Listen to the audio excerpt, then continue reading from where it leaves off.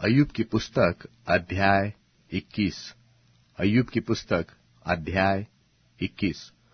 तब अय्यूब ने कहा, चित्त लगाकर मेरी बात सुनो और तुम्हारी शांति यही ठहरे।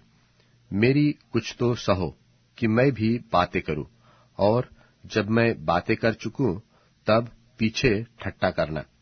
क्या मैं किसी मनुष्य की दोहाई देता हूं? फिर मैं अधीर क्यों न हो? मेरी ओर चित्त लगाकर चकित हो और अपनी अपनी उंगली दांत तले दबाओ। जब मैं स्मरण करता तब मैं घबरा जाता हूं और मेरी देह में कपकपी लगती है।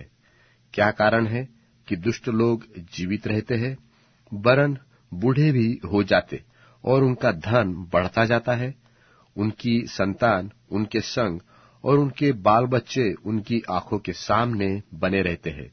उनके घर में भय रहित कुशल रहता है और ईश्वर की छड़ी उन पर नहीं पड़ती। उनका सांड गाभिन करता और चूकता नहीं। उनकी गाय बियाती है और बच्चा कभी नहीं गिराती। वे अपने लड़कों को झुंड के झुंड बाहर जाने देते हैं और उनके बच्चे नाचते हैं। वे डफ और वीणा बजाते हुए गाते और बांसुरी के शब्द से आनंदित होते हैं।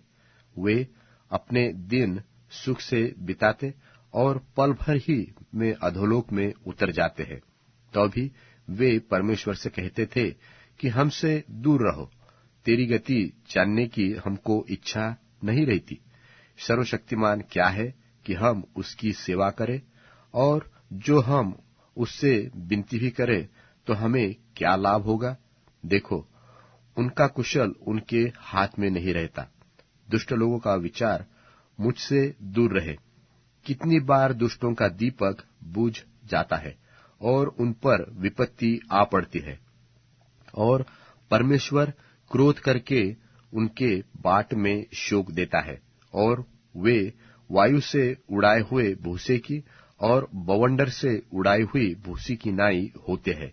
परमेश्वर उसके अधर्म का दंड उसके लड़के बालों के लिए रख छोड़ता है।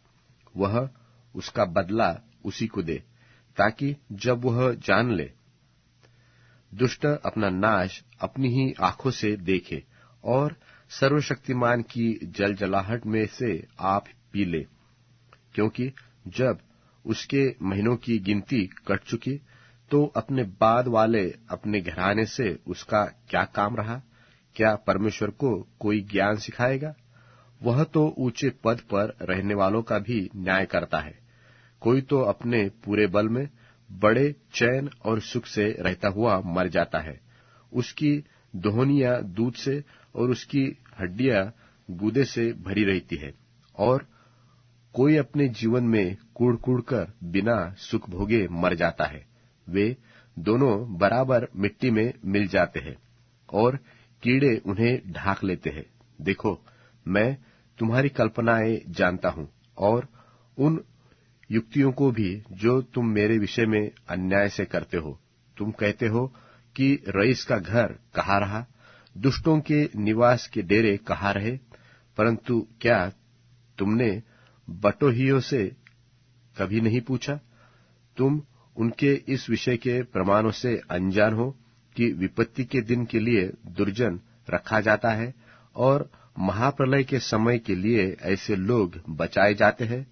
उसकी चाल उसके मुंह पर कौन कहेगा?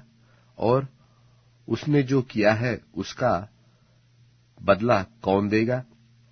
तो भी वह कब्र को पहुंचाया जाता है और लोग उस कब्र की रखवाली करते हैं। नाले के ढेले उसको सुखदायक लगते हैं, और जैसे पूर्व काल के लोग अनगिनत जा चुके, वैसे ही सब मनुष्य उसके बाद भी चले जाएंगे। इसलिए तुम्हारे उत्तरों में तो झूठ ही पाया जाता है। तो तुम क्यों मुझे व्यर्थ शांति देते हो?